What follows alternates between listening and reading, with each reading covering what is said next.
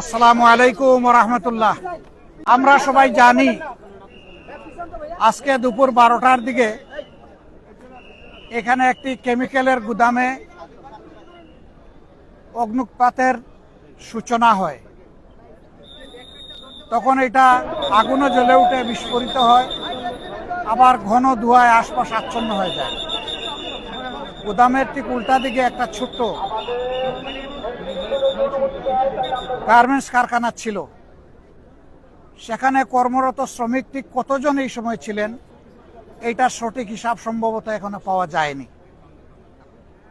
কিন্তু এই অগ্নিকাণ্ডের কারণে ধূমায়িত হয়ে শ্বাসরুদ্ধ হয়ে আমরা ধারণা করছি এ কারণেই 16 জন মানুষ দুনিয়া থেকে বিদায় নিয়েছেন। ইন্না লিল্লাহি ওয়া ইন্না ইলাইহি রাজিউন। মহান আল্লাহ তাআলার দরবারে দোয়া করি, আল্লাহ তাআলা তাদের সকলকে ক্ষমা করুন, তাদের উপর রহম করুন এবং পরিণতিতে আল্লাহ তাআলা তাদেরকে জান্নাত নসিব করুন। যারা ঈমান নিয়ে বিদায় নিয়েছে, আল্লাহ তাআলা যেহেতু দুর্ঘটনা কবলিত হয়ে তারা বিদায় নিয়েছে, আল্লাহ তাআলা তাদেরকে শহীদের মর্যাদাও দান করুন।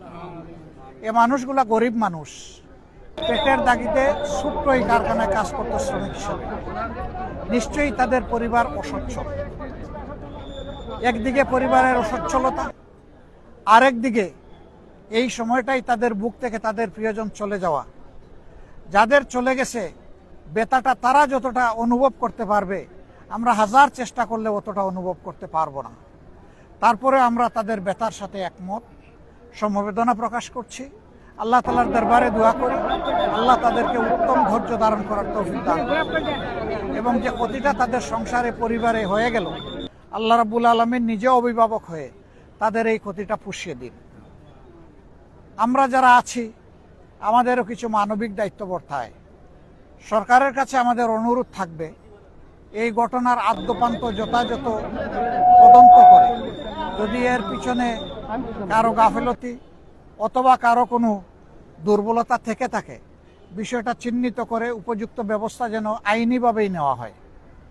আবার সরকারের কাছে এও দাবি জানাবো, এরা যেহেতু অত্যন্ত স্বল্প আয়ের মানুষ, গরিব মানুষ, পেটের তাগিদেই এখানে এসেছিলেন নুন আনতে, যাদের পান্তা ফুরায়, তাদের পরিবারের দিকে মানবিক দৃষ্টিকোণ থেকে যেন তাকানো হয় এবং তাদেরকে যথাসম্ভব সরকারি তহবিল থেকে আর্থিক পর্যাপ্ত অনুদান প্রদান করা হয়। আমরা একটা সংগঠন হিসাবে মানবিকতা আমাদের অন্যতম অগ্রাধিকার।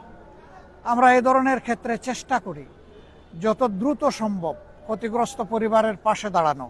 ইনশাল্লাহ এই ক্ষেত্রে আল্লাহর মেহেরবানি তার ব্যতিক্রম হবে না। আমরা খুব দ্রুতই তাদের পাশে দাঁড়াবো। আপাতত পরিবারগুলোকে যারা নিহত হয়েছেন তাদের মাথা পিছু আমরা ইনশাল্লাহ 1 লক্ষ টাকা করে তাদের পরিবারে পৌঁছে দেব। আমরা অনুরোধ জানাবো, সমাজে যারা সম্পদশালী বিত্তশালী মানুষ আছেন তারাও যেন মানবিক দৃষ্টিকোণ নিয়ে এগিয়ে আসেন।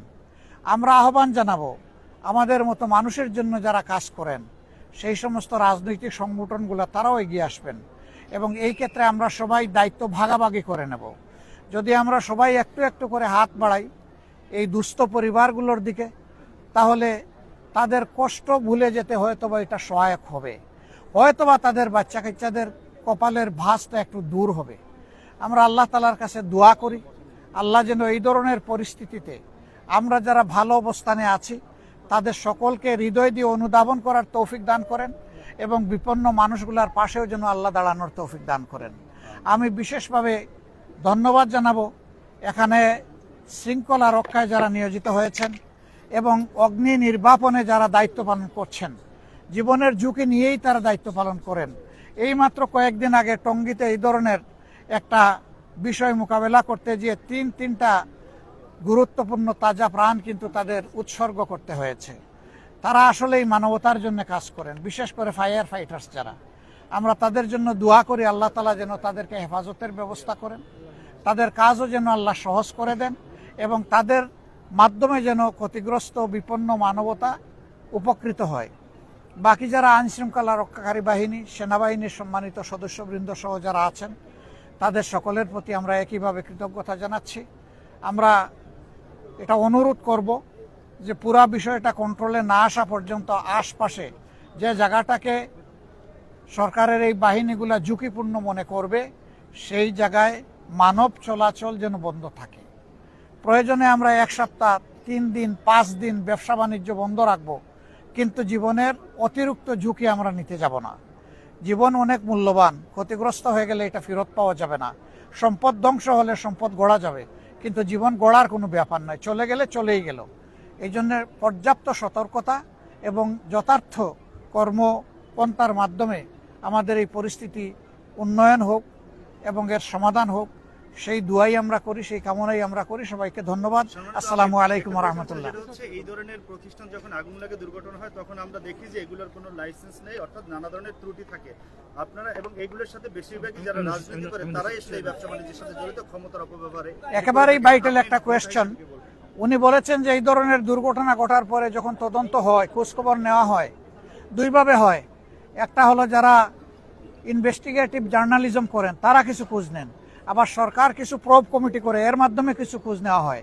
তখন দেখা যায় যে এই ধরনের বেশ কিছু ক্ষেত্রে কোনো ফিটনেস থাকে না, কোনো লাইসেন্স থাকে না, তাদের পর্যাপ্ত লিগ্যাল কাভারেজ থাকে না এবং সেফটি মেজার থাকে না। না থাকার কারণে মানুষের জীবন বিপন্ন হয়। এই সমস্ত ক্ষেত্রে জাতি হিসাবে আমাদের করণীয় কি? আমরা দ্ব্যর্থহীন কণ্ঠে বলি, ভাই, সমাজের সর্বঙ্গে ব্যথা, আপনি মলম লাগাবেন কোথা? সব জায়গায় তো সমস্যা। এইগুলা নিয়ন্ত্রণ করার জন্য, দেখার জন্য এই দেশে যথারীতি প্রতিষ্ঠান রয়েছে, সরকারি প্রতিষ্ঠান।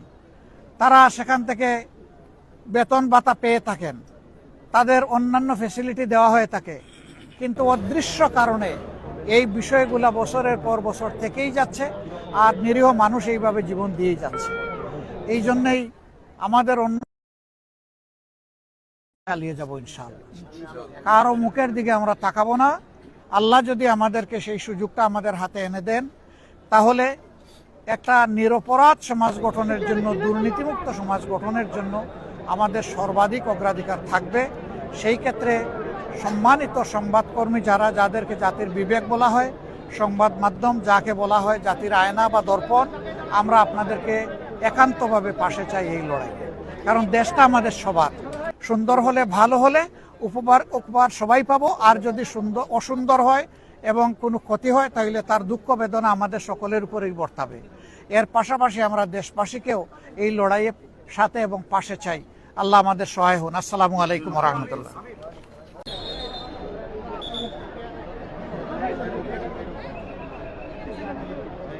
ভাই